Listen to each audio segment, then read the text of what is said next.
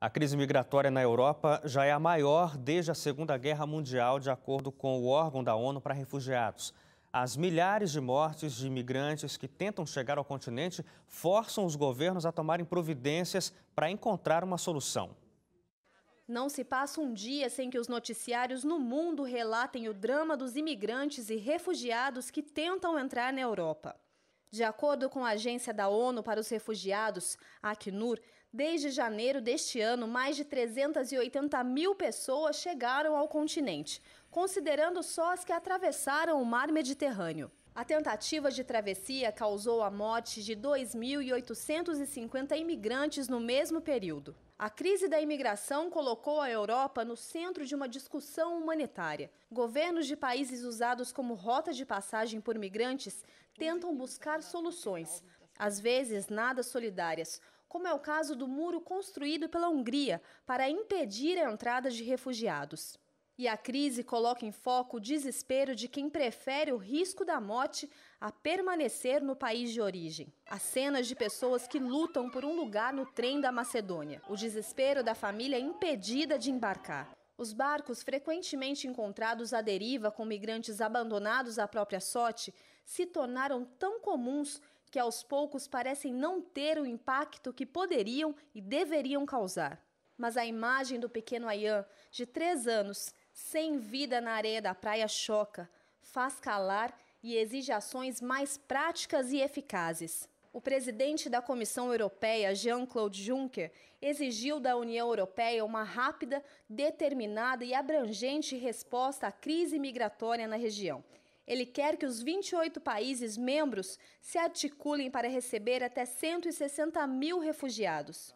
Alguns governos já se pronunciaram contra o pedido de Juncker.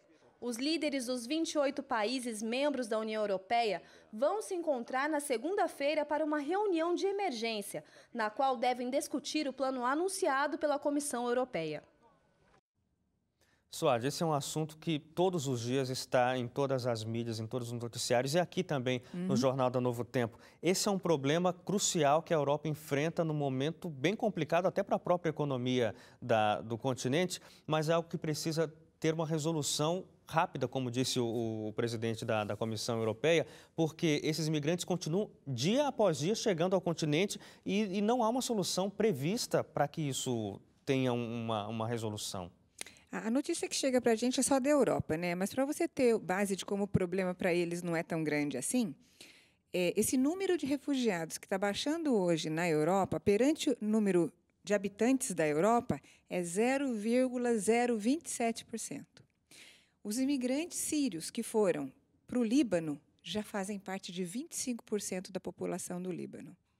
Então, os países que estão ao redor da Síria e desses países de onde os imigrantes estão saindo, estão recebendo milhões. Muito mais. Milhões. E ninguém diz nada sobre isso. Então, eles podem até entrar numa falência, porque não tem como sustentar tanta gente assim. É para lá que tem que ir a ajuda. No caso da Europa, é 0,027%. Essa mão de obra ela vai servir no futuro, porque a Europa está envelhecendo faz muito tempo e o europeu ele sempre foi muito mais qualificado tecnologicamente. Vai faltar mão de obra para aquele serviço mais básico. As pessoas que estão saindo desses países em conflito e indo para lá, elas têm um nível de capacitação maior, mas elas se propõem a fazer, a cozinhar, lavar, ter tinturaria, ter um monte de coisas que são serviços básicos e acabam se dando até bem. Onde está o medo deles? O medo que tem algum terrorista no meio. Só que o que eles se esquecem é que os chefes do Estado Islâmico hoje e os que têm os nomes principais na lista são da Europa. Ou são ingleses, ou são franceses, também fazem parte da Europa. Agora, eu acho que sai mais barato ajudar os imigrantes do que parar de mandar material bélico para o Oriente Médio, né? Porque são eles mesmos que mandam para lá. É mais barato que se parassem de mandar o material bélico para lá, pararia tudo, mas fica mais barato ajudar os imigrantes. Seria interessante que eles ajudem mesmo. E você vê uma perspectiva de, por exemplo, nessa reunião do dia da segunda-feira entre os 28 Estados-membros, de que cheguem a uma conclusão, na linha que você está dizendo, eu acho difícil que vão fazer, mas uma solução de, não, vamos receber esse povo, vamos ajudar, vamos colocá-los aí em empregos e sustentá-los. É difícil, porque a maioria dos 28 não quer aceitar, principalmente por causa da situação da economia europeia atualmente.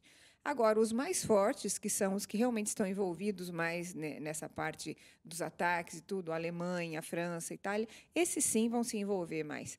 O que vai ocorrer é que eles vão acabar também dando ajuda, o que já foi dito, para os próprios países, para que melhorem um pouco e essas pessoas voltem para lá. É só o que elas querem, elas não queriam sair da casa delas, do país delas. Elas querem que a situação melhore.